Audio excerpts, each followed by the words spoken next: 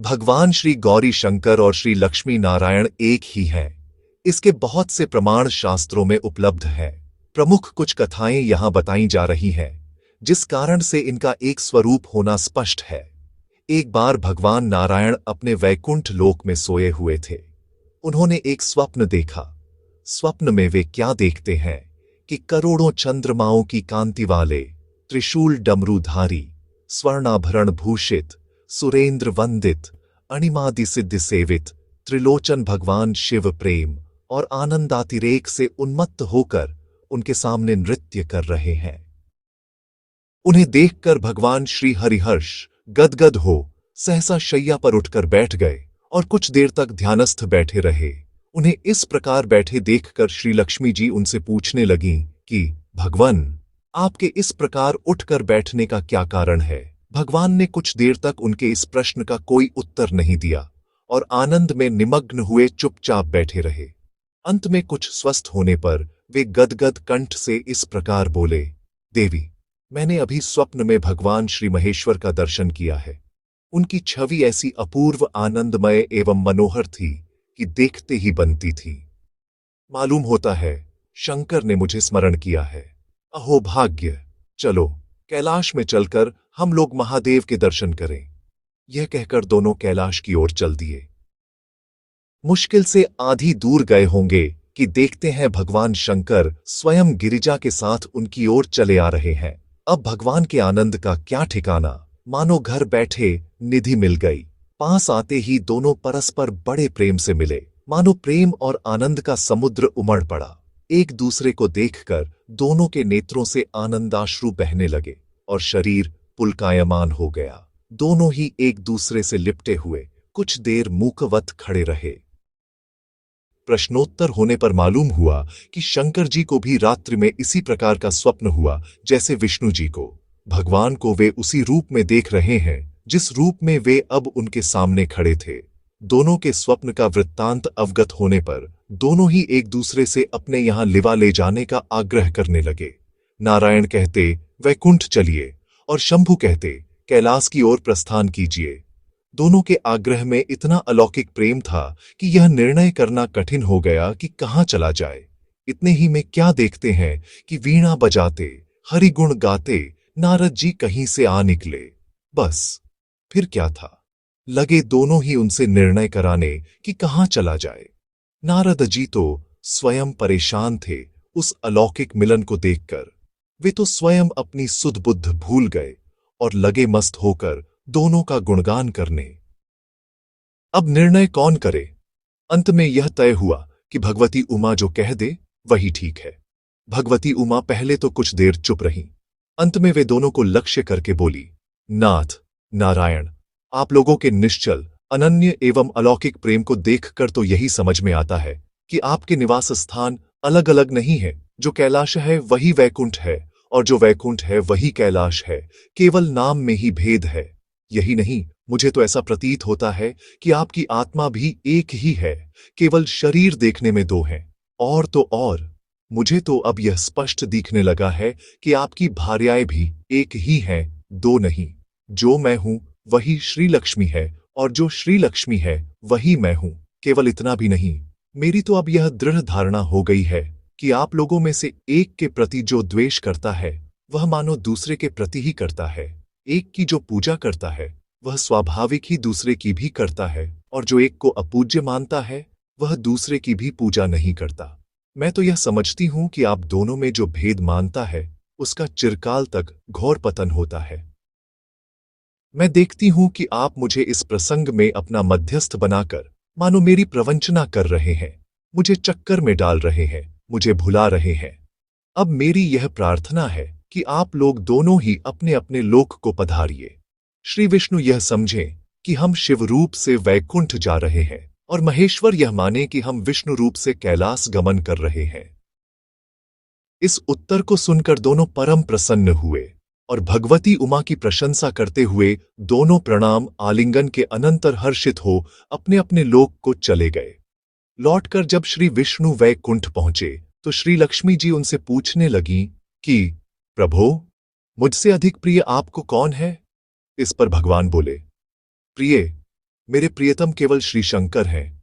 देहधारियों को अपने देह की भांति वे मुझे अकारण ही प्रिय हैं। एक बार मैं और श्री शंकर दोनों ही पृथ्वी पर घूमने निकले। मैं अपने प्रियतम की खोज में इस आशय से निकला कि मेरी ही तरह जो अपने प्रियतम की खोज में देश देशांतर में भटक रहा होगा, वही मुझे अकारण प्रिय होगा। थोड़ी देर के बाद मेरी श्री शंकर जी से भेंट हो गई। ज्यों ही हम लोगों की चार आंखें हुईं कि हम लोग पूर्व जन्मार्जित विद्या की भांति एक दूसरे के प्रति आकृष्ट हो गए। वास्तव में मैं ही जनार्दन हूं और मैं ही महादेव हूं। अलग अलग दो घड़ों में रखे हुए जल की भांति मुझ में और उनमें कोई अंतर नहीं है। शंकर जी के अतिरिक्त श्री शिव की अर्चा करने वाला शिव भक्त भी मुझे अत्यंत प्रिय है। इसके विपरीत जो शिव की पूजा नहीं करते, वे मुझे कदापि प्रिय नहीं हो सकते। शिव द्रोही वैष्णवों को और विष्णु द्रोही शैवों को इस प्रसंग पर अवश्य ध्यान देना चाहिए। एक बार की बात है, देवर्षि नारद जी ने भगवान शिवजी से निवेदन किया, प्रभो, अनेक तत्वज्ञानी लोग बताते हैं कि परात्पर विद्या स्वरूपिणी भगवती काली हैं। उन्होंने ही स्वयं पृथ्वी पर श्री कृष्ण रूप में अवतार ग्रहण कर कंस आदि दुष्टों का संहार कर पृथ्वी का भार दूर किया। आप बताने की कृपा करें कि महेश्वरी ने पुरुष रूप में क्यों अवतार धारण किया। इस पर भगवान महादेव जी ने नारद जी की जिज्ञासा को शांत करने के लिए उनके द्वारा पूछे गए प्रश्न का उत्तर देते हुए कहा, वत्स, एक समय की बात है, कौतुकी भगवान शिव कैलाश शिखर पर मंदिर में पार्वती के साथ एकांत में विहार कर रहे थे। भगवती पार्वती की अचिंत्य सुंदरता देखकर शंभु सोचने लगे कि नारी जन्म तो अत्यंत शोभन है। तदनंतर उन्होंने पार्वती जी से अनुरोध किया कि मेरी इच्छा है कि पृथ्वी पर आप पुरुष रूप से एवं मैं आपकी पत्नी के रूप में अवतीर्ण हों। भगवती पार्वती जी ने भगवान शिव जी से कहा कि हे महादेव, मैं आपकी प्रसन्नता के लिए पृथ्वी पर वसुदेव के घर में पुरुष रूप में श्री कृष्ण होकर अवश्य जन्म लूंगी, और हे त्रिलोचन, मेरी प्रसन्नता के लिए आप भी स्त्री रूप में जन्म ग्रहण करें। इस पर श्री शिवजी ने कहा, शिवे, आपके पुरुष रूप से श्री कृष्ण के रूप में अवतरित होने पर मैं आपकी प्राण सदृश वृषभानुपुत्री राधा रूप होकर आपके साथ विहार करूंगा। साथ ही मेरी अष्टमूर्तियां भी रुक्मिणी, सत्यभामा आदि पटरानियों के रूप में मृत्युलोक में अवतरित होंगी। देवी ने यह भी कहा कि मेरी दो सखियां विजया एवं जया उस समय श्रीदाम एवं वसुदाम के नाम से पुरुष रूप में जन्म लेंगी। पूर्वकाल में विष्णु जी के साथ की गई अपनी प्रतिज्ञा के अनुसार मेरे कृष्ण होने पर श्री विष्णु मेरे अग्रज बलराम के रूप में अवतार ग्रहण करेंगे। पूर्वकाल में भगवती एवं विष्णु जी ने युद्ध में जिन राक्षसों का संहार किया था, वे कंस, दुर्योधन आदि के रूप में जन्म लेंगे। पूर्वकाल में जो महान राक्षस मारे गए थे, वे राजा के रूप में जन्म ग्रहण करेंगे। मेरी भद्रकाली की मूर्ति वसुदेव के घर में पुरुष रूप में श्याम के नाम से अवतार लेगी। भगवान विष्णु भी अपने अंश रूप से पांडुपुत्र अर्जुन के रूप में, धर्मराज अपने अंश रूप से युधिष्ठिर के रूप में, पवन देव अपने अंश से भीमसेन के रूप में, अश्विनी कुमार अपने अंश से माद्रीपुत्र नकुल सहदेव के रूप में जन्म लेंगे एवं मेरे अंश से कृष्णा द्रौपदी का जन्म होगा। मैं पांडुपुत्र पांडवों की विशेष सहायता करके युद्ध के लिए उत्सुक रहूंगी। मैं युद्ध में महान माया फैलाकर समर क्षेत्र में सम्मुख उपस्थित होकर परस्पर मारने की इच्छा वाले वीरों का संहार करूंगी। मेरी ही माया से मोहित होकर दुष्ट राजा एक दूसरे को मार डालेंगे। इस युद्ध में धर्मनिष्ठ पांडव, बालक एवं वृद्ध मात्र शेष रह जाएंगे। मैं पृथ्वी को भार से मुक्त करके पुण्य यहां लौट आऊंगी। ब्रह्मा जी की प्रार्थना पर साक्षात भगवती ही देव कार्य सिद्ध्यर्थ अपने अंश से वसुदेव पुत्र श्री कृष्ण के रूप में तथा भगवत विष्णु वसुदेव के घर बलराम एवं पांडुपुत्र अर्जुन के रूप में अवतीर्ण हुए। प्राचीन काल में सुरमुनि सेवित कैलाश शिखर पर महर्षि गौतम का एक आश्रम था। वहां एक बार पाताल लोक से जगद्विजयी बाणासुर अपने कुलगुरु शुक्राचार्य तथा अपने पूर्वज भगवत शिरोमणि प्रहलाद, दानवीर बलि एवं दैत्यराज बृषपर्वा के साथ आया और महर्षि गौतम के आश्रम में अतिथि के रूप में रहने लगा। एक दिन प्रातःकाल वृषपर्वा शौच स्नान आदि नित्य कर्म से निवृत्त होकर भगवान शंकर की पूजा कर रहा था। इतने में ही महर्षि गौतम का एक प्रिय शिष्य, जिसका अनवर्थ नाम शंकर आत्मा था और जो अवधूत के वेश में उन्मत्त की भांति विचरता था, विकराल रूप बनाए वहां आ पहुंचा और वृषपर्वा तथा उनके सामने रखी हुई शंकर की मूर्ति के बीच में आकर खड़ा हो गया। वृषपर्वा को उसका इस प्रकार का उद्दंडता का व्यवहार देखकर बड़ा क्रोध आया। उसने जब देखा कि वह किसी प्रकार नहीं मानता, तो चुपके से तलवार निकालकर उसका सिर धड़ से अलग कर दिया। जब महर्षि गौतम को यह समाचार मिला तो उनको बड़ा दुख हुआ, क्योंकि शंकरात्मा उन्हें प्राणों से भी अधिक प्रिय था। उन्होंने उसके बिना जीवन व्यर्थ समझा और देखते देखते वृषपर्वा की आंखों के सामने योग बल से अपने प्राण त्याग दिए। महर्षि गौतम को इस प्रकार देहत्याग करते देखकर शुक्राचार्य से भी नहीं रहा गया। उन्होंने भी उसी प्रकार अपने प्राणों का उत्सर्ग कर दिया और उनकी देखा देखी प्रहलाद आदि अन्य दैत्यों ने भी वैसा ही किया। बात में आर्षि के आश्रम में शिव भक्तों की लाशों का ढेर लग गया। यह करुणापूर्ण दृश्य देखकर ऋषि पत्नी अहल्या हृदय भेदी स्वर से आर्तनाद करने लगी। उनकी क्रंदन ध्वनि भक्त भयहारी भगवान भूत भावन शिव के कानों तक पहुंची और उनकी समाधि टूट गई। वे वायुवेग से महर्षि गौतम के आश्रम पर पहुंचे। इसी प्रकार गज की करुण पुकार सुनकर एक बार भगवान श्री हरि भी वैकुंठ से आतुर होकर दौड़े आए थे। धन्य भक्त वत्सलता, दैव योग से ब्रह्मा जी तथा विष्णु भगवान भी उस समय कैलाश में ही उपस्थित थे। उन्हें भी कौतूहलवश शंकर जी अपने साथ लिवा लाए। भगवान शिव ने आश्रम में पहुंचकर अपने कृपा कटाक्ष से ही सबको बात ही बात में जीवित कर दिया। तब वे सब खड़े होकर भगवत मृत्युंजय की स्तुति करने लगे। भगवान शंकर ने महर्षि गौतम से कहा, हम तुम्हारे इस अलौकिक साहस एवं आदर्श त्याग पर अत्यंत प्रसन्न है। वर मांगो। महर्षि बोले, प्रभो, आपने यहां पधारकर मुझे सदा के लिए कृतार्थ कर दिया। इससे बढ़कर मेरे लिए और कौन सी वस्तु प्रार्थनीय हो सकती है। मैंने आज सब कुछ पा लिया। मेरे भाग्य की आज देवता लोग भी सराहना करते हैं। यदि आप मुझ पर प्रसन्न हैं तो मेरी एक प्रार्थना स्वीकार कीजिए। मैं चाहता हूं आज आप मेरे यहां प्रसाद ग्रहण करें। भगवान तो भाव के भूखे हैं। भाव के वशीभूत होकर उन्होंने एक दिन श्री राम रूप में शबरी के बेर और श्री कृष्ण रूप में सुदामा के चावल का भोग लगाया था। उन्होंने महर्षि की अविचल एवं निश्चल प्रीति देखकर उनका निमंत्रण तुरंत स्वीकार कर लिया और साथ ही ब्रह्मा विष्णु को भी महर्षि का आतिथ्य स्वीकार करने को राजी कर लिया। जब तक इधर भोजन की तैयारी हो रही थी, तब तक शंकर विष्णु को साथ लेकर आश्रम के एक सुंदर भवन में गए और वहां एक सुकोमल शैया पर लेटकर बहुत देर तक प्रेमालाप करते रहे। इसके अनंतर वे आश्रम भूति में स्थित एक सुरम्य सरोवर में जाकर वहां जल क्रीड़ा करने लगे। रंगीले भोले बाबा भगवान श्रीहरि के पद्म दलायत लेचनों पर कमल किंजल्क मिश्रित जल अंजलि के द्वारा फेंकने लगे। भगवान ने उनके प्रहार को न सह सकने के कारण अपने दोनों नेत्र मूंद लिए।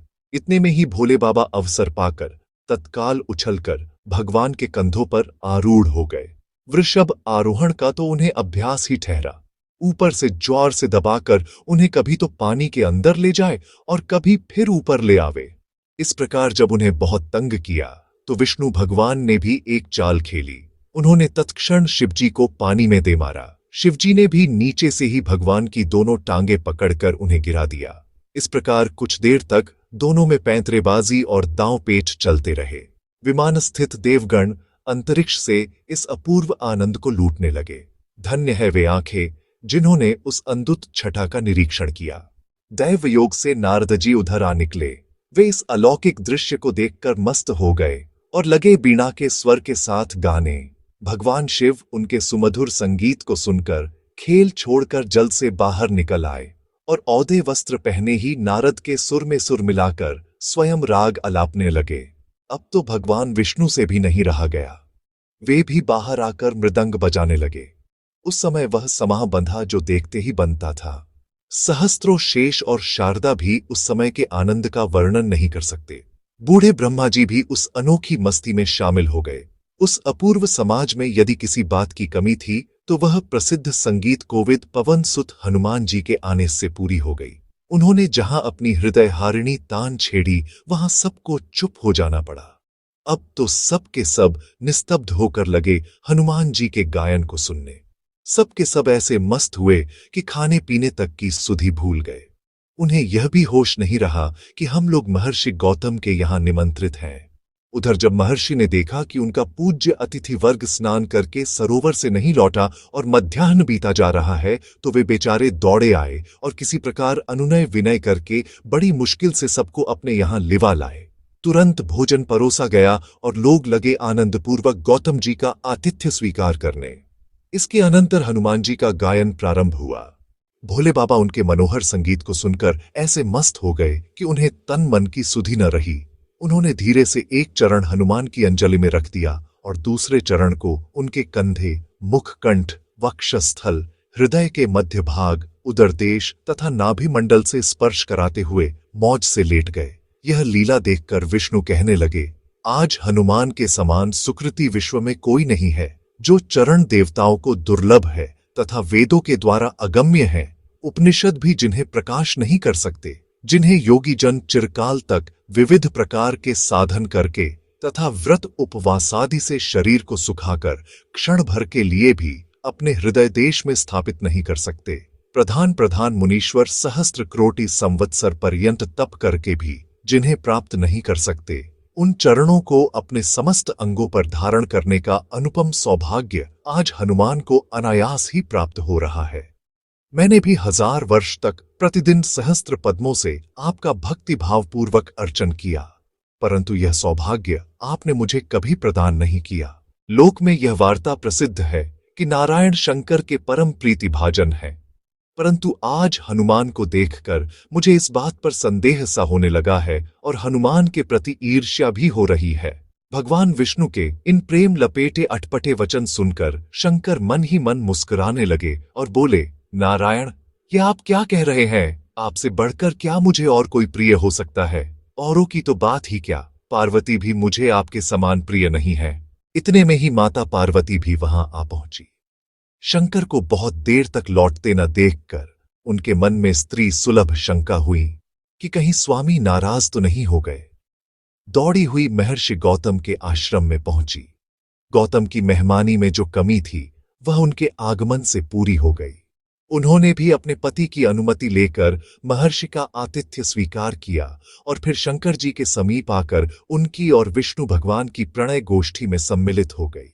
बातों ही बातों में उन्होंने विनोद तथा प्रणय कोप में शंकर जी के प्रति कुछ अवज्ञात्मक शब्द कहे और उनकी मुंडमाला, पन्नग भूषण, दिग्वस्त्र धारण, भस्मांगलेपन और वृषभारोहण आदि का परिहास किया। तब तो विष्णु भगवान से नहीं रहा गया। श्रीहरि भगवान शंकर की अवज्ञा को नहीं सह सके और बोल उठे, देवी, आप जगतपति शंकर के प्रति यह क्या कह रही है? मुझसे आपके ये शब्द सहे नहीं जाते। जहां शिव निंदा होती हो वहां हम प्राण धारण नहीं कर सकते, यह हमारा व्रत है। यह कहकर वे शिव गिरिजा के सम्मुख ही नख के द्वारा अपना शिर छेदन करने को नारायण उद्यत हो गए। शंकर जी ने बड़ी कठिनता से उन्हें इस कार्य से रोका। एक बार लीलामय भगवान विष्णु ने लक्ष्मी जी को भूलोक में अश्वयोनि में जन्म लेने का शाप दे दिया। भगवान की प्रत्येक लीला में जो रहस्य होता है उसको तो वे ही जानते हैं। श्री लक्ष्मी जी को इससे बहुत क्लेश हुआ, पर उनकी प्रार्थना पर भगवान विष्णु ने कहा, देवी, यद्यपि मेरा वचन अन्यथा तो हो नहीं सकता, तथापि कुछ काल तक तुम अश्वयोनि में रहोगी। पश्चात मेरे समान ही तुम्हारे एक पुत्र उत्पन्न होगा। उस समय इस शाप से तुम्हारी मुक्ति होगी और फिर तुम मेरे पास आ जाओगी। भगवान के शाप से लक्ष्मी जी ने भूलोक में आकर अश्वयोनि में जन्म लिया और वे कालिंदी तथा तमसा के संगम पर भगवान शंकर की आराधना करने लगी। वे भगवान सदाशिव त्रिलोचन का अनन्य मन से दिव्य 1000 वर्षों तक ध्यान करती रहीं।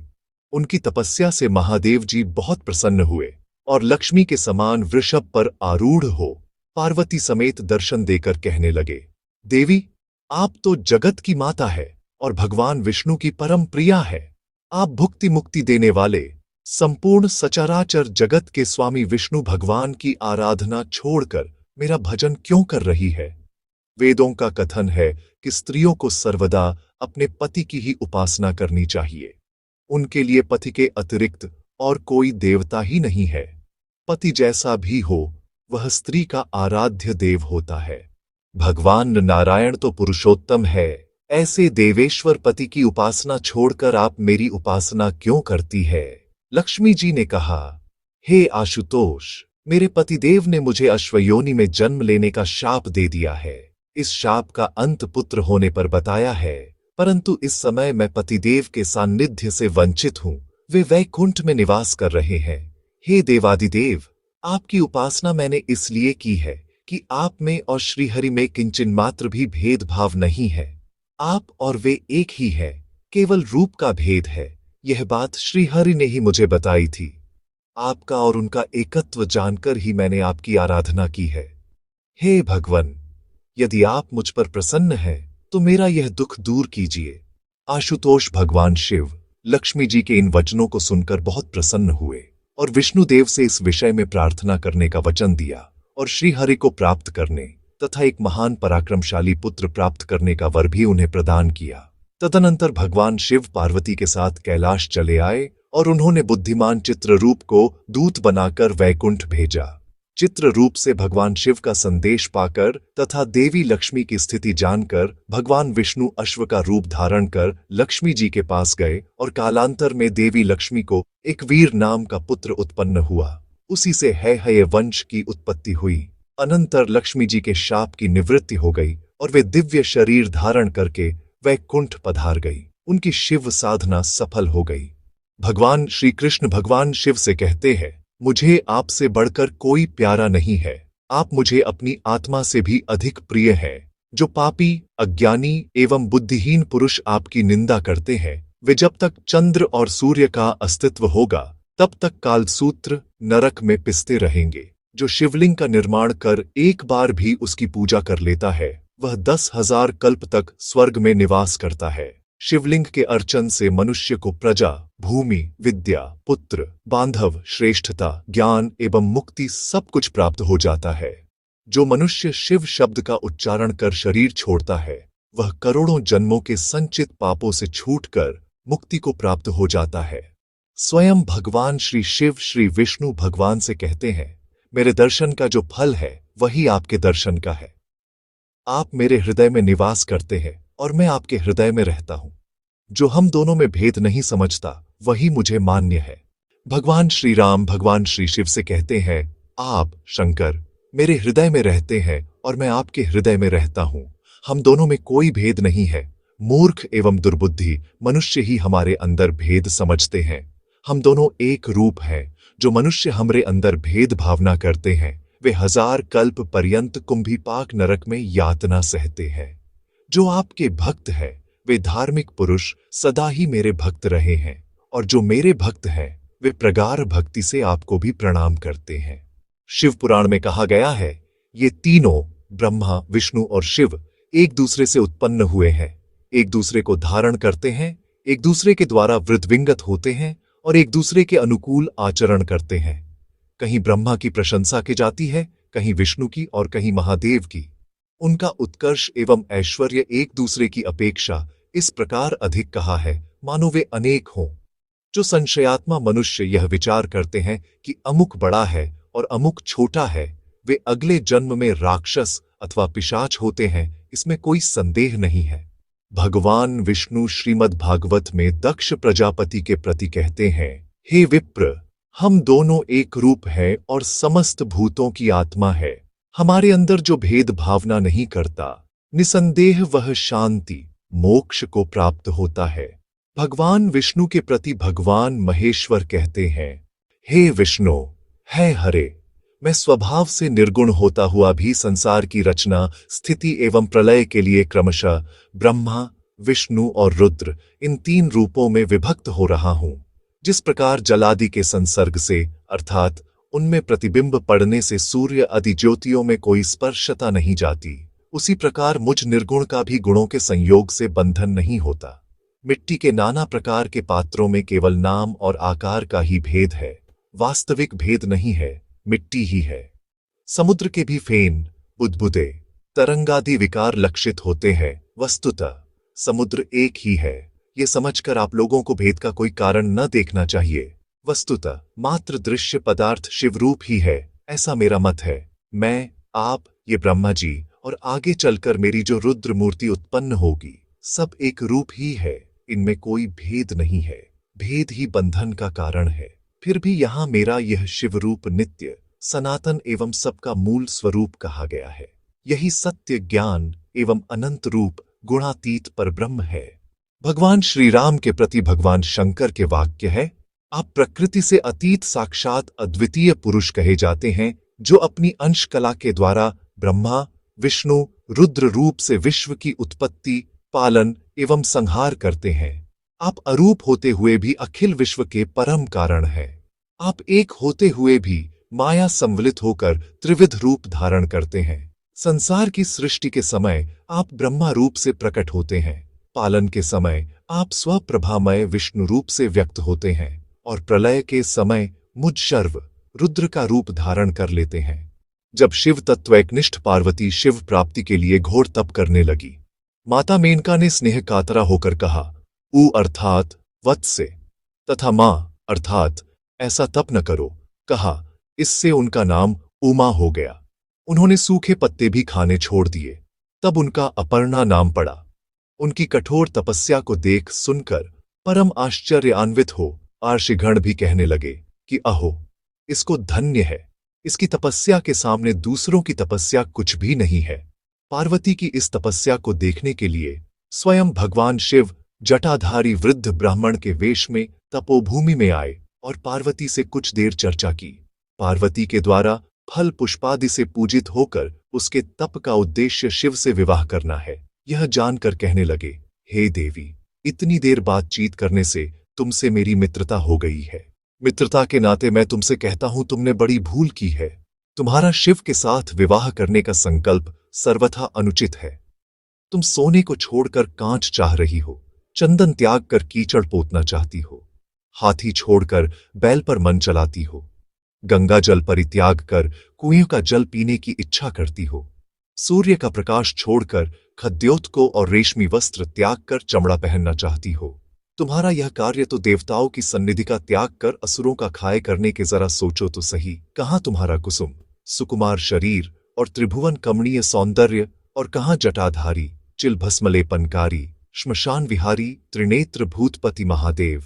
कहाँ तुम्हारे घर के देवता लोक, और कहाँ शिव के पार्षद भूत प्रेत है। कहाँ तुम्हारे पिता के घर बजने वाले सुंदर बाजों की ध्वनि, और कहाँ उस महादेव के डमरू सिंगी और गाल बजाने की ध्वनि। न मध्यादेव के माता पिता का पता है, न जाति का। दरिद्रता इतनी कि पहनने को कपड़ा तक नहीं है। दिगंबर रहते हैं, बैल की सवारी करते हैं और बाघ का चमड़ा ओढ़े रहते हैं। न उनमें विद्या है और न शौचाचार तथा शिष्टाचार ही है। सदा अकेले रहने वाले उत्कट विरागी रुंडमालाधारी महादेव के साथ रहकर तुम क्या सुख पाओगी। पार्वती और अधिक शिव निंदा न सह सकी। वे तमक कर बोली, बस बस रहने दो, मैं और अधिक सुनना नहीं चाहती। मालूम होता है तुम शिव के संबंध में कुछ भी नहीं जानते, इसी से यो मिथ्या प्रलाप कर रहे हो। तुम किसी धूर्त ब्रह्मचारी के रूप में यहां आए हो। शिव वस्तुतः निर्गुण है, करुणावश ही वे सगुण होते हैं। उन सगुण और निर्गुण उभयात्मक शिवजी की जाति कहां से होगी? जो सबके आदि है, उनके माता पिता कौन होंगे और उनकी उम्र की ही क्या परिमाण बांधी जा सकती है? सृष्टि उनसे उत्पन्न होती है, अतएव उनकी शक्ति का पता कौन लगा सकता है? वही अनादि अनंत नित्य निर्विकार अज अविनाशी सर्वशक्तिमान सर्वगुणाधार सर्वज्ञ सर्वोपरि सनातन देव है। तुम कहते हो महादेव विद्याहीन है। अरे, ये सारी विद्याएं आई कहां से है? वेद जिनके निश्वास है उन्हें तुम विद्याहीन कहते हो? छी छी, तुम मुझे शिव को छोड़कर किसी अन्य देवता का वरण करने को कहते हो। अरे, इन देवताओं को जिन्हें तुम बड़ा समझते हो, देवत्व प्राप्त ही कहां से हुआ? यह उन भोलेनाथ की ही कृपा का तो फल है। इंद्रादि देवगण तो उनके दरवाजे पर ही स्तुति प्रार्थना करते रहते हैं और बिना उनके पालकी गणों की आज्ञा के अंदर घुसने का साहस नहीं कर सकते। तुम उन्हें अमंगलवेश कहते हो। अरे, उनका शिव, यह मंगलमय नाम जिनके मुख में निरंतर रहता है, उनके दर्शन मात्र से सारी अपवित्र वस्तुएं भी पवित्र हो जाती है। फिर भला स्वयं उनकी तो बात ही क्या है? जिस चिता भस्म की तुम निंदा करते हो, नृत्य के अंत में जब वह उनके श्रीअंगों से उड़ती है, उस समय देवतागण उसे अपने मस्तकों पर धारण करने को लालायित होते हैं। बस मैंने समझ लिया, तुम उनके तत्व को बिल्कुल नहीं जानते। जो मनुष्य इस प्रकार उनके दुर्गम तत्व को बिना जाने उनकी निंदा करते हैं, उनके जन्म जन्मांतरों के संचित किए हुए पुण्य विलीन हो जाते हैं। तुम जैसे शिव निंदक का सत्कार करने से पाप लगता है। शिव निंदक को देखकर भी मनुष्य को सचैल स्नान करना चाहिए, तभी वह शुद्ध होता है। बस अब मैं यहां से जाती हूं। कहीं ऐसा न हो कि यह दुष्ट फिर से शिव की निंदा प्रारंभ कर मेरे कानों को अपवित्र करे। शिव की निंदा करने वाले को तो पाप लगता ही है, उसे सुनने वाला भी पाप का भागी होता है। यह कहकर उमा वहां से चल दी। ज्यों ही वे वहां से जाने लगी, वटुवेशधारी शंकर ने उन्हें रोक लिया। वे अधिक देर तक पार्वती से छिपे न रह सके। पार्वती जिस रूप का ध्यान करती थी, उसी रूप में उनके सामने प्रकट हो गए और बोले, मैं तुम पर प्रसन्न हूं, वर मांगो। पार्वती की इच्छा पूर्ण हुई। उन्हें साक्षात शिव के दर्शन हुए। दर्शन ही नहीं, कुछ काल में भगवान शिव ने पार्वती का पाणी ग्रहण कर लिया। पूज्यपाद संतों ने भी शैव और वैष्णवों में एकता बनाने का प्रयास किया है। एक दौर ऐसा भी आया था जब वैष्णवों और शैवों में बहुत अधिक मतभेद और द्वेष तो थे ही, परंतु श्री राम, कृष्ण, नारायण उपासकों में भी द्वेष और मतभेद हो गया था। पूज्य श्री गोस्वामी तुलसीदास जी ने रामचरितमानस में इस शैव और वैष्णव भेद को समाप्त किया और पूज्य श्री नाभादास जी ने भक्तमाल की रचना करके शैव और वैष्णव भेद तो समाप्त किया ही, साथ ही साथ वैष्णवों में जो भेद था वह भी समाप्त कर दिया। रामचरितमानस जी में भगवान श्री राम कह रहे हैं कि हम स्वप्न में भी शिवद्रोही को पसंद नहीं करते। श्री मानस जी के आरंभ में ही शिव कथा है। श्री भक्तमालकार पूज्य श्री नाभादास गोस्वामी जी, जो कि श्री रामानंदी संप्रदाय से थे, श्री सीताराम भक्ति इस संप्रदाय में प्रमुख है। उन्होंने पूरे भक्तमाल में वैष्णव संतों और आचार्यों के चरित्र जितने आदर के साथ लिखे हैं, उतने ही आदर पूर्वक उन्होंने भगवत पाद श्री शंकराचार्य भगवान का चरित्र लिखा है। जय श्री कृष्णा। भक्तजनों, आशा है आपको यह कथा अच्छी लगी होगी। कृपया इस कथा को अन्य भक्तों तक पहुंचाने में हमारी सहायता करें और इसे लाइक करें। यदि चैनल सब्सक्राइब नहीं किया है तो चैनल सब्सक्राइब करें। जय श्री राधे कृष्ण।